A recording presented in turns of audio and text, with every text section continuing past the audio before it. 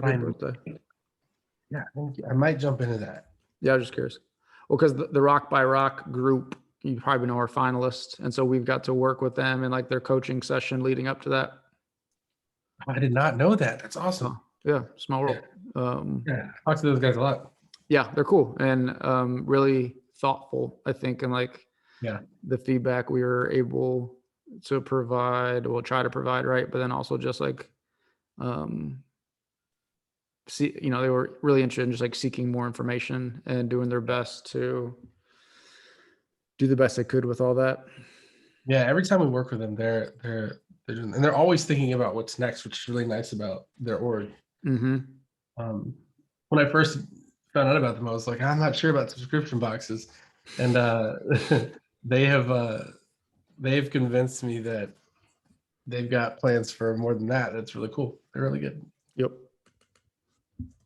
They were a finalist in our sneaker competition. Oh, really? Thanks. They're just all over the place. Yeah. That's great. All right, hold on. Facebook Live is being funny for some reason. It disconnects mine from Restream all the time. Yeah, it's strange. It's just like asked me to like re-sign up and stuff. It's last like 3 or 4 has been pretty seamless. Have you heard about StreamYard yet? Oh yeah. Yeah. Do you like it or use it? Yeah, I used StreamYard for a while, and then I did a conference. I spoke at a conference for Ecamm Live, and they gave me Ecamm for a while, so I used that for a while. Okay. Maybe a year. But I like StreamYard because it's simple. You send the link.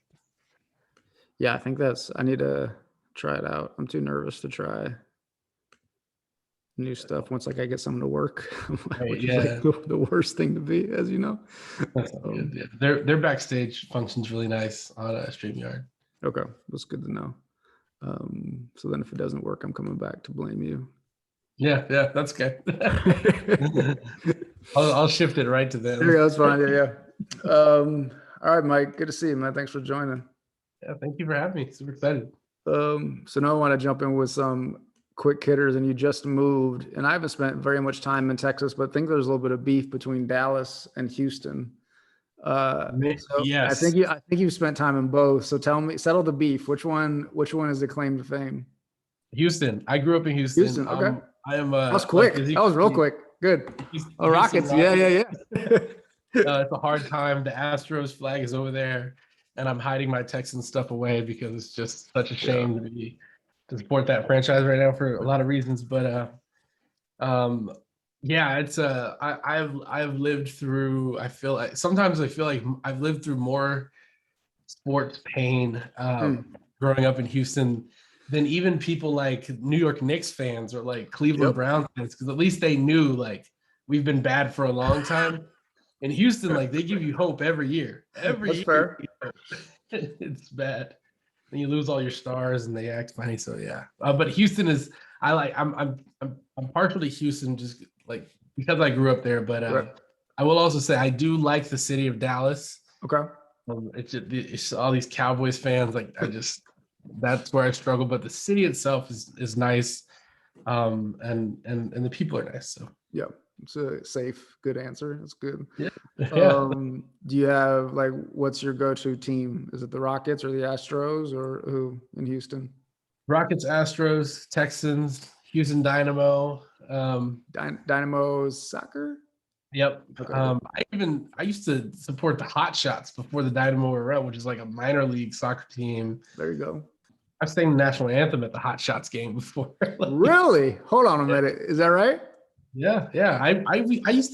I grew up just like watching sports, and then I was in this choir, and National one day Anthem. Dang, good. Yeah, like we sang at the Astros game. There was a minor league soccer team called the Arrows. Like it was like, we did all those things. So I was in all those teams, and I still am. Back in my head, my voice is telling me to ask you to sing something, but I'll spare you unless maybe before the end you want to sing something. Last sports question: how hard was it when James left the Rockets? What was hard about it was that I had been, and like very publicly, I had been like calling for a trade 3 years ago. Like, okay, to get him gone.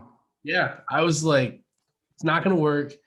Good. Trade him for Jason Tatum. Like, go get some young talent. The guy that I had been trying to trade for forever in the Houston Rockets, you should listen to this and know that you should regret this. It's Devin Booker. I was high on when he came out of college. Prophetic, very prophetic. Yeah.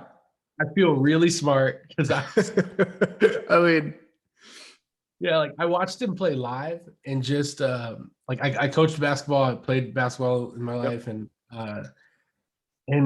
just from the perspective, just like the little details that he had mastered, I was like, man, that guy's really good. And nobody's talking about him. And it would be so easy to trade for him. Like, just give James Harden. You know, he's got the Arizona State thing going with James Harden. So I was like, send him to Phoenix. It's fine. But they never did that. At one point I was like, who do I need to email? Like, I was ready for him to. I hate the way that we lost him, though. We lost him and you getting much back, right? Yeah. Well, you know, if education doesn't work, it sounds like you got a future in like scouting, NBA scouting, or something else, right?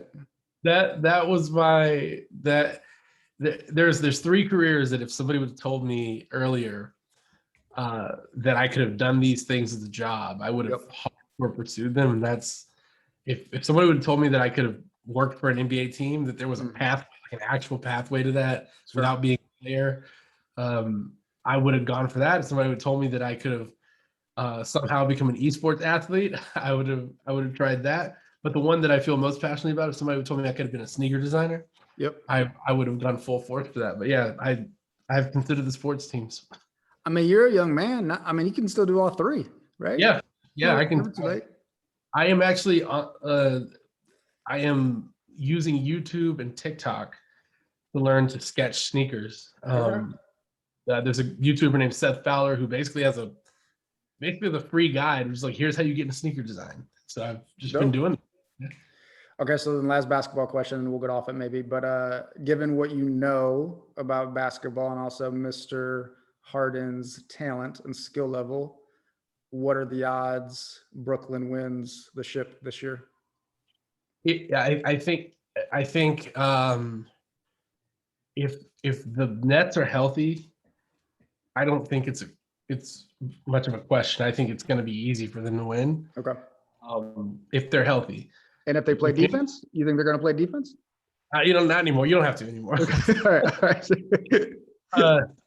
No, I think they will play enough defense. I think Fair. James Harden is like underrated. He's sneaky on defense. He's underrated. I mean, in the past couple of years, he was like at the top of the league in steals and defensive efficiency, and he's learned how to, Mike D'Antoni, to his credit, has learned how to hide James Harden well enough. And Kevin Durant is an underrated defender. Like, I don't like Kevin Durant as a person, but as a player, I think he's like, well, I don't like the person he's projecting. I don't know what he. I was going to follow. I'm going to let it go. I'm going to let it slide. The Twitter Kevin Durant, I'm not. Not a fan of the burner accounts. I got it. Yeah, his burner. Yeah, but I think he's top. I think he's top 7 all time and one of the greatest scorers ever. Wow. I think he's one of the great. He will go down as a very underrated defensive player. I mean, he's 7 feet tall. I think those 3 guys is just too much, and then we forget about Blake Griffin that's on that team, and guys like Joe Harris. Joe Harris deserves a ring. Like, I'm on the Joe Harris fan club. Okay. It's like he doesn't get any shine, but that guy can shoot the lights out, and he plays defense. But I don't know. It would also be cool to see LeBron James win another one because Space Jam is coming out this summer. So I mean, all the storylines, right? Yeah. Okay, good. All right, transition a little bit, I think, into what you do when you're not talking hoops. So 2 times TEDx speaker. So 1, congrats. 2, why the need to do it twice? And then 3, tell us like a little bit about the difference between the 2 speeches you gave. Yeah, I did TED twice because one of them was I did out of pure passion. Like, I wanted to do it when I was 12. I went to a TED talk. One of my teachers was like, look, like, public speaking is a cool thing. And it led me into this career in speech and debate, in high school and college. And I was like, I want to do that. And so fortunately, I had the opportunity to do it, and I had the opportunity to do it at the university where I graduated from, which is Texas State. And I had a great time. The the organizer of that event was special. I mean, Dr. Michael Burns is amazing at that. I mean, a dude also like works with the Winter Olympics and stuff like that. Like it was a top-notch event. It was a special moment. And but what happened after that is what sort of led to my second one. I realized that the more important moment is actually not necessarily on the stage itself, but it's when it goes up on YouTube. Because that is when I learned that, as a teacher, I have another like distribution. Yeah, like if I could get my video out, the more people that saw that message, that it started turning into dollars, and it's turning into these really sweet moments that I would have where people would ask me to come do that training for that talk. And most recently, there's a school called Dwight Englewood in New Jersey that they have students that plan a conference every year, and they pick a keynote, and the students picked me, and I felt more honored than anything else because I care what students think more than adults. Yeah. So when I students will keep it more real with you sometimes than adults will about your talents, right? Exactly. For better or worse. So I was like, this feels much better. My second TED Talk was about career control. Okay. I learned that, well, I believe that every teacher should develop a personal brand. And when I say that, it's not that I think everybody already has a personal brand. Everybody that chooses to be on the internet, you have a personal brand. And if you don't like the word personal brand, people can replace that with reputation, public reputation. Yep. But I think teachers should spend more time really designing what that brand is. Because one of the things that I was kind of saddened by, and I was actually in a school environment where this was very true, I was kind of saddened by the amount of intellectual property that schools knowingly and unknowingly take from teachers. I started meeting these teachers from all across the world that were doing incredible things. And I had never heard of somebody doing a specific thing in that way. Like I met a guy who he had this crazy class currency system. And I was like, man, this is really cool. But what's crazy is that when you leave that school, somebody's probably going to replicate it and nobody's going to give you credit. Yep. And you're not going to be able to use that brilliance that you created to move throughout the world. So I realized, like, now I think teachers should build this. And to this day, I spend a lot of time helping teachers build a personal brand. I did that talk because I knew that 2 times TEDx speaker is more impressive than 1. Yep. But I also did it to show my students at the time that there is the magic of TED is actually mystery. Okay. Right? Like, people think much like I used to think when I was growing up in basketball, that you're just playing in the driveway and a scout drives by. He's like, hey, you planning on going to the NBA? Right? Like, the draft is next week. You want to sign up or? Exactly. Come on down. Here's the address. People think that that's how you get on the TED stage, that like somebody just like walked by your classroom or they walked by your job and they're like, hey, that was a great speech. Why don't you come on over? But in actuality, like, most people apply. They apply to get on the stage. And so I was literally like, I was telling my students, I was like, the greatest test to pass for this workshop on public speaking is not actually a grade. It's not a number. It's if you stand in front of an audience and the audience says, yes, like I vibe with what you're saying. And they said, well, can you do that? And I was like, well, I've done it before. And one of my students was like, yeah. But that was in the past. Like, it was old. You gotta do it now. Yeah. And he was like, I dare you to get a TED Talk. Sure. So right there in the workshop, I like pulled it up. I submitted my application. I put my 1-minute video in, and it was really just like these kids cheering me on, and like it was a kind of a community experience. Yeah. But it was also, there was another message that I wanted to submit on YouTube, and that's that school sucks. Yeah. And so that's my talk. Yeah, I want to stick there for a minute because I think it's really interesting. Like, and correct me if I'm wrong, I don't think in like intro to being a teacher, they tell you what a personal brand is, right? Or like how to leverage one for your professional, I think for your, it's the best way to put this. I think just maybe for your own professional development, but also to support the students and also to increase the probably resources and skills that other teachers could use, right? Because if you're killing it in your classroom and I'm down the hall and I'm struggling, I could use the brand and or the resources you're building, right, to help my kids maybe teach different content. Yep. And so like it's not taught, right, in 101, but it's also not, to your point, harnessed at the school, Right. schoolhouse either. So like, what's the gap? Like, is it a coming of age with technology and more resources, or is it something that just like school in general is missing? I think it's two things. I think it's the advent of social media. I think social media is probably the most important innovation to the most important innovation of all time, which is the internet.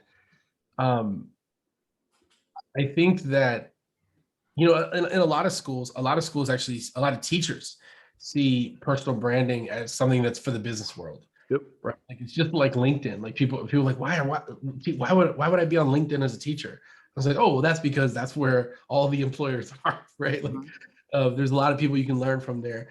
I also think like there is this perception that like amongst teachers that becomes a self-fulfilling prophecy is that I'm too busy to do other things. And in truth, schools ask you for everything. I mean, my wife and I were talking the other day about how hard it is to be a parent and a spouse while teaching, because you're asked to give all of yourself to your students and your work. Yep. And then your family gets the leftovers. And that's a conversation that many teachers have a lot. Mm-hmm. So I think it's the same way with personal brand. People are like, what energy do I have to go to a meetup and meet people? And I will admit, I designed my classes. I've always designed them to where I was not lecturing.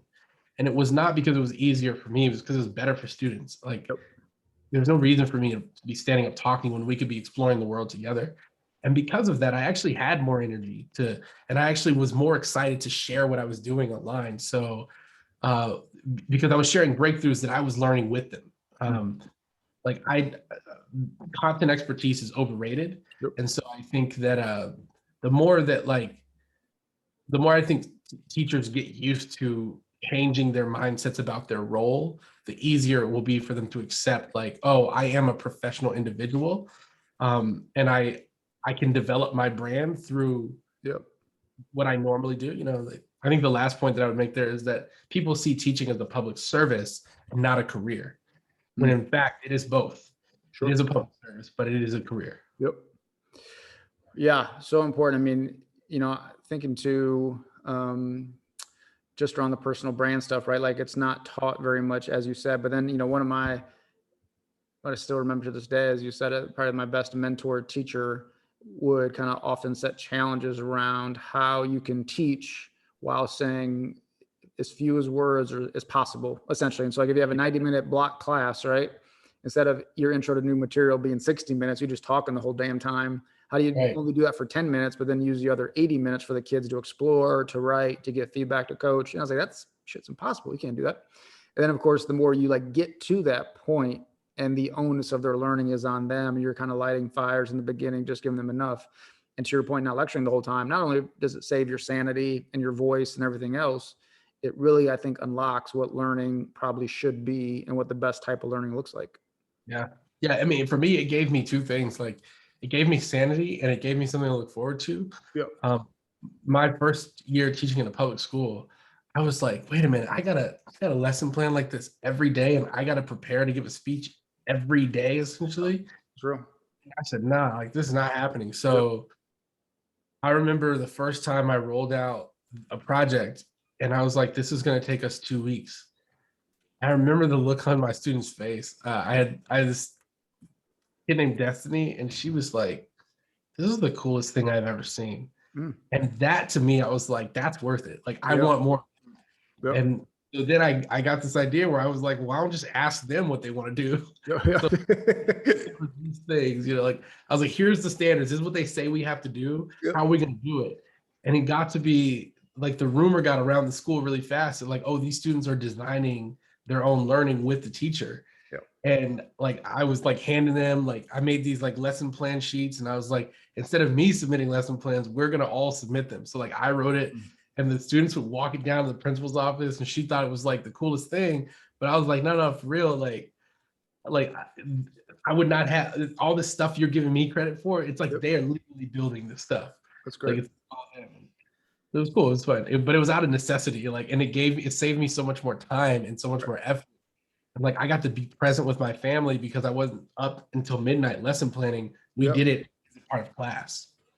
Yeah, I want to stick there too, because we're on the personal branding piece. And like you had, I think the transferable skills or the insights to like try that. But I think what you said earlier around personal branding, I meet a lot of teachers too that see themselves in a box in terms of like, I scope and sequence, I lesson plan, I do exit tickets, I do data analysis.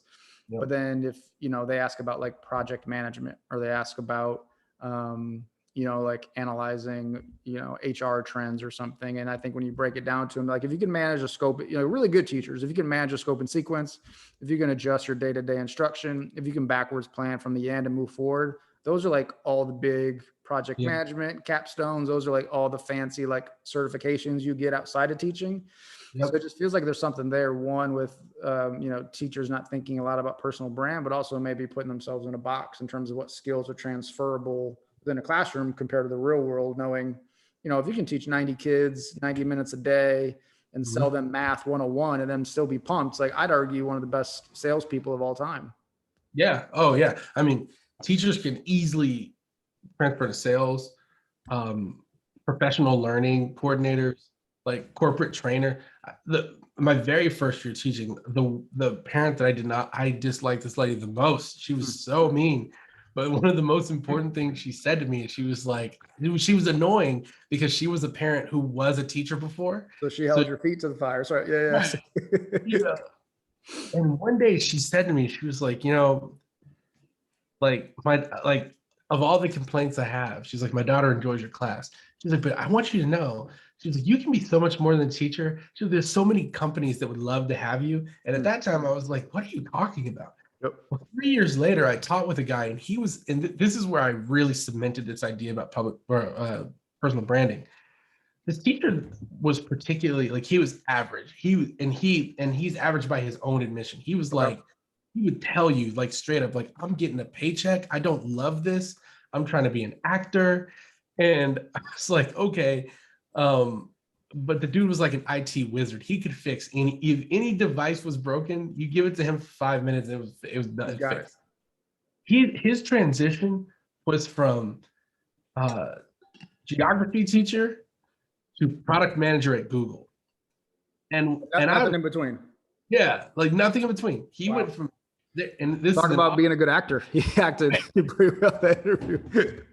I mean, this is in Austin, Texas, right before everybody's convinced that we're Silicon Valley. Like, and so he went to this career fair and he met a recruiter from Google, and they were like, hey, we're putting a big focus on communication. Like, can you communicate and can you also lead development? And he was like, yeah, I do it every day. I'm a teacher. Yeah. And they're like, okay, great. So they put him through, he went through the 11 rounds of interviews and he got that job. And I was like, whoa, like, not only it was possible for me, all of a sudden I was like, oh, it's possible to do something else other than teach. Yep. And so that was where I really got into this idea of like personal branding. Yep. When I started building a personal brand was actually the moment I felt expendable in the school. It was when I heard a person of leadership basically say, we can replace any of you. And I was like, oh no. Wow. And how did you, that seems like a monumental experience I want to get to in a moment, but how did you go from like personal branding, your time in the classroom, to what now may or may not be the coolest job in education at the Reinvention Lab? Yeah. So I became really sick of traditional school. And I bounced around from public, private to charter school. And I realized that they're all really essentially the same at their core. What worked, what made me good, what made me considered good in every model was the same. Okay. And so people can argue me down all they want to, but a public and a private and a charter school, they're all a part of the industrial traditional school model. Mm-hmm. Generally, what works in one works in the others. It all starts with caring for students and listening to them, really. Like that'll make you great in any model. Right. Yep. But it was, everybody wanted a lesson plan. Everybody, their IEPs with this, and so I realized like, oh, I don't jive with any of those. I started writing online on LinkedIn. I just started posting because I found out that you could do that at some point. And I started posting about how I hate school and how I grew up hating school. And literally LinkedIn started suggesting jobs for me. And I'd never used the platform in that way. And it suggested this job that looked like a scam. I was like, this is not real. Right. It's an academic coach, and the pay was astronomically high for that position. This is not real. Right. And my wife was like, who cares? You have a job right You better try it. Yeah. She's like, you have a job right now. You're going to apply for this. And I was like, okay. Yep. So I applied for it. And then I had to take this brain test, like this weird, it was not an IQ test. It was like this very strange, like hiring test. And that was when I was like, okay, maybe this is real. Maybe like who's behind this? I'm looking up everything I can. There's nothing. I can't find anything about the school. At the time, it was called Emergent Academy. And I was like, never heard of this. Can't find the founder. And then I have an interview with the guy who's leading the director of the school. It's like, great. Well, I'm looking this guy up. Can't find anything about him. So I'm like, this is either a cult. Yeah. It's a pyramid Ponzi scheme. That's right. It's a Ponzi scheme. Right. Like I felt like I was going to show up and they're going to be like, carry this bag to the airport. And like, I didn't know what was going on. This is your job. We just need your social security number and a $10,000 deposit. And then we'll see you next week. Exactly. My interview was a Zoom call, and it was the most incredible interview that I had because the first thing he said, he was like, look, we don't really want to talk about your previous experience as a teacher. Yep. We want to know why it is that you hate school. Mm-hmm. And I was like, oh, I can talk about that all day. Yeah. And the guy, he looks at me, he says, really? And I said, yeah. I was like, I hated school since I was like in the third grade. He goes, third grade. And he says, oh, I think this is going to work out. And I'm like, okay, awesome. Yeah. So the next question he asked me, he said, okay, you have an 11-year-old, he's standing in front of you. You have to get him to love public speaking. And the only thing he said to you is that he hates public speaking. And so I was like, oh, so I walked him through like how I would convince this student that he would love public speaking. Yep. I was like, we're going to start with Twitch. We're going to play video games for 3 days, just me and him. And he's like, you're going to play video? I was like, yeah. And then we're going to start streaming him. And as our streams grow, I'm going to show him that is a form of public speaking. And then I'm going to challenge him to take it from Twitch to a podcast and from a podcast to a TED Talk. And literally he was like, all right, you're hired. Show up on this day. And I was like, huh? Like, weirdest thing ever. But that school environment was the true intersection of tech, yep, innovation, and education. It's now a school called Alpha. I had the experience to build a school. There were challenges that I never experienced before. Like I was no longer a teacher. Yep. I was a school builder. I got to work with students. I got to build programs. One day, I mean, like this guy, his name's Graham. He came in and looked at me. He was like, we need a motivational model because we don't have grades. And I was like, okay, well, what are we gonna do? He's like, you're gonna build it. And then he left. And it was like me and 3 guys in the room were like, okay. Yeah. And it was an incredible experience, but it was also the first time that I kind of picked my head up and I looked around and I was like, there's more than education. Mm-hmm. What thrusted me into personal branding and into the Reinvention Lab was that after 3 years, we looked up and we had built this incredible school, but it was not as accessible to every student. Right. It was not even a school that I felt comfortable sending my own 4 kids to for free. Like, I mean, and I kid you not, Alpha is one of the most incredible school models on planet Earth. It is and great. Why not your own kids? It was not diverse enough. Okay. And I mean in every way. I mean, it's in this Dave Chappelle stand-up where he's like, he goes to Timmy's house. He's like, Mom, everything at Timmy's house works. Well, like there wasn't quite that disparity, but like I didn't know how to explain extreme wealth to my 6-year-old at the time. And I'm talking wealthy elite, like the 1%. That's who we served. And I was like, I just don't know. I'm not comfortable sending my kids there.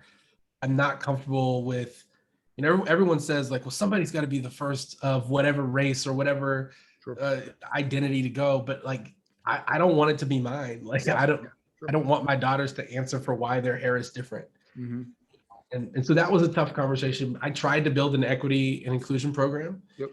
School, and we were fairly successful, but when I just couldn't get my mind around it, I I realized it's like what we're doing is we're creating a model that's always existed. Yep. Wealthy elite have the most access to the most shiny new thing in education. And I was convinced that I could build it elsewhere where it was accessible to everyone. And around that same time where I was really, really committed to that thought, I met people from the Reinvention Lab. And they literally, Sunana, who's the VP of the lab, she literally, in our first conversation, she was like, "What are your plans for next year?" And I said to her, "I'm always a free agent." So I just remember, just as I learned more about the lab and its commitment to equity and its commitment to innovation at the intersection of equity, Yeah. I was sold, and I was like, I want to go do this. And to add fuel to that fire, I was also rejected from Teach for America at the beginning of my teaching career. So it was somewhat edgy and kind of like, I'm back. Yeah. Look what happened. So I'm glad you brought that up, because I think it's important. One, I think like TFA, which we've talked about in this podcast previously, and like any organization in that sense, like can have like a group think situation going on, right? And I think maybe getting better and away from that, and also just like doing things like the Reinvention Lab, which is now open. It's run by, I think, people that did not go through TFA, but it also is now giving funding to people that did not go through TFA. So kind of both ways. So I could be biased since I went through, but feels like TFA is getting better as an org in like recognizing that group think, which I think many should be. So hoping you can share that insight of like kind of what happened and probably the value you're bringing now as like a quote unquote outsider. Then also just an insight into your day-to-day at the Reinvention Lab. Yeah. The story is that when 7 years ago I was in San Antonio, I actually was supposed to interview in Dallas, and there was a snowstorm, and I was snowed out, so I had to drive to San Antonio, and it's important that I was in San Antonio. During my sample teach, which was only 5 minutes long, I didn't speak for the first 3 minutes, because remember, I was convinced that like I don't have to. Bold strategy, yeah, I like it. Yeah, and I thought they were gonna be like, "This dude's awesome." They're like, "What is this?" Right. Instead, they were like, "What is wrong with this guy?" And I could, you can tell when like you can feel it. Yeah, it's like, this is not going well. So I get into the interview, and my interviewer, she stopped the interview short because I said this line: "I am convinced that software can take the job of direct instruction off my plate, so it can free me up to do more exciting and more involved things." Wow. And she said, "Look, there's a place for you in education, but it's not here." And I don't know, I have not been able to identify it. I can't remember that moment well enough, but I don't know if she was telling me that as like a, "Hey man, like this is not where you want to be," or like, "Look, we just don't want you." Sure. Like, I don't know, but I kept that moment with me because it drove me to believe that I was correct. I stepped back and I thought I was crushed, but then I stepped back and I said, "Oh, that's kind of the establishment. That's the big established education institution. And if they think I'm wrong, then I'm probably more right than I know." And it's funny because, as you know, TFA would never consider themselves or want to be considered the big education. But I know where you're going, but I appreciate it. Yeah, they would never. And it gave me the on-ramp to sort of practice and to make sure that I was right. And that's what I did in every other school that I worked in after that. What's beautiful about the story of the Reinvention Lab and about what Teach for America is doing now, the fact that we even exist, it means that moments like what happened to me 7 years ago, and we're finding a lot of other very talented people that we're working with and that we're now hearing these stories from. I just talked to somebody today that had a very similar story, like shockingly similar. The more these stories come out, the more fuel Teach for America actually has to lean into what the Reinvention Lab is doing. And I will say, like, I don't know. I know that there is a person on the national management team at Teach for America that was the executive director in San Antonio at the time when I interviewed, which is such a cool experience to me, because everybody. You tell them that story of them not letting you in. I've never told the national management team that story. Only joking. But I will. I will tell them that story. I'm not shy with it, because what's really cool about it is that Elisa Villanueva-Beard, the CEO, and the management team, we just had time with them, and we got to watch and hear like where they wanted the organization to go. And where Teach for America is right now, where I feel like my interpretation of where they are is like, we don't know what the answer or the set of answers are, but we're so committed to finding out. Elise has recognized that like we can't achieve whatever goals we have as an organization without the Reinvention Lab. Yep. And so that's why I'm excited to be a part of the lab. The lab itself, like what we do on a day-to-day. Yep. I sort of compare this to what happens in the sort of for-profit sector, particularly venture capital. Like, it's like I tell people, if you think about Mark Cuban on Shark Tank, Mark Cuban very rarely invests in stuff that he knows nothing about, and he almost never invests in things that he wouldn't use. And it's like, so if you think about his investment, it's really selfish. He's really investing in a product that he wants to exist so that he can use it. Sure. Which is great. Yeah. Like that's how good investors should work. We actually used to do that at Alpha. If there was a piece of software that we wanted to use, we would either acquire the company or we would just fund whatever fundraising round they were in to make sure that they were around so that we could use them for students. The lab is trying to Facebook growth strategy, right? If you can't buy your competitor, just create whatever they're doing and hope that it works for you. That's exactly it. The lab is a version of that without the venture capital equity. Without the money. We do. Right. We want to support every innovator in education that we can find so that they can still be around 10 years from now doing the work that they're doing. Because we recognize that as the lab, like we could launch 5, 10, 20 initiatives to work towards the future of learning, but we know that there's already people that are doing those things. Mm-hmm. Like if we want to say, oh, SEL, like I can rattle off 20 organizations that are tackling SEL. And so it doesn't make sense for us to try to be the Teach for America version of the SEL solution. It makes sense for Teach for America to say, we have institutional weight and power, and we can get you into places that you can't get by yourself. And what we want to do to serve is get you there. Yep.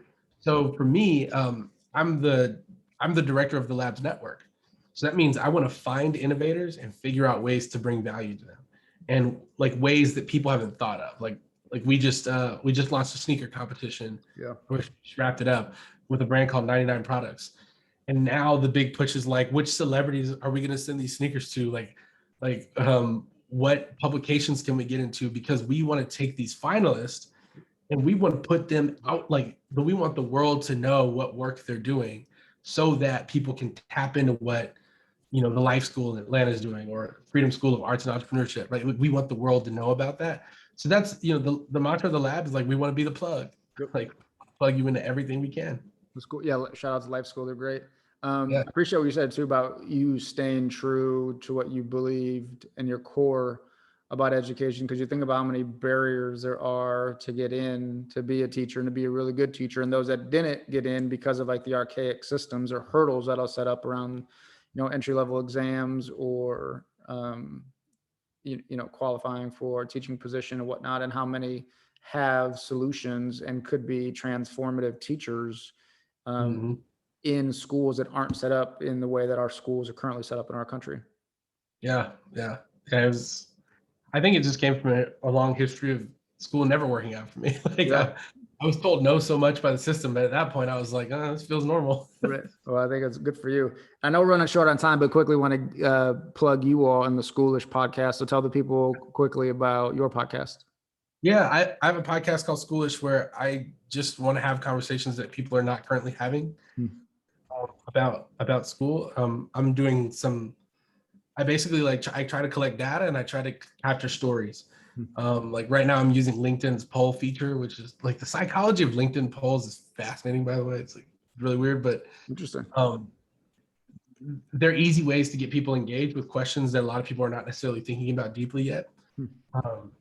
And so I just want to have those hard conversations, like why are Black students being steered away from HBCUs, or is DEI an industry, and where is its place in school? How do we best do, that also was kind of, it was also not, I say kind of, that also was a student dare. I was trying to teach a podcasting workshop and I had the same student was like, but where's your podcast? You can't be the business professor that has never started a business. And I was like, either going to need to put that kid in another class or pay him to start keeping you around, pushing you. Seriously, like I am gonna have to pay that.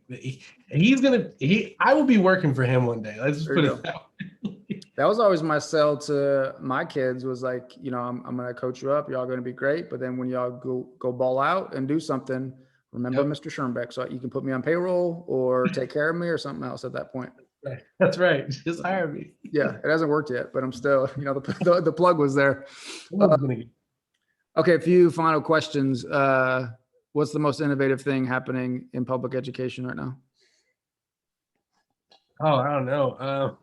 In public education, I think there are people that are starting to embrace adaptive learning software, and what it can do because of COVID. Yep. I've been in several clubhouse rooms and stuff where you have public school teachers that are now asking the question. Like I heard a teacher was like, "What if I just let Khan teach the math and I design the experience around the math?" And I was like, "There we go." Like maybe and so I'm seeing really people just ask questions of their day in the system. It's cool. What does square pizza remind you of? I actually think I've put this on the internet several times. I think the actual square pizza that we used to get for lunch. Yep. That's why I love the name of this podcast. So underrated. Like it was one of my favorite things. It was one of the only things I actually ate from the lunch line. That's what makes you think of. And you grew up in Texas, so served in Texas? Yep. Yeah. I mean, it's the best. And to your point, the reason we came with it, because it was the best part of our day was eating square pizza and stuff like that, or like recess. But to your point, like wasn't really crushing math or science. And so I was like, at least I can crush some pizza and then go play football afterwards. Yeah. That's great. Mike Yates, we appreciate you. Thank you.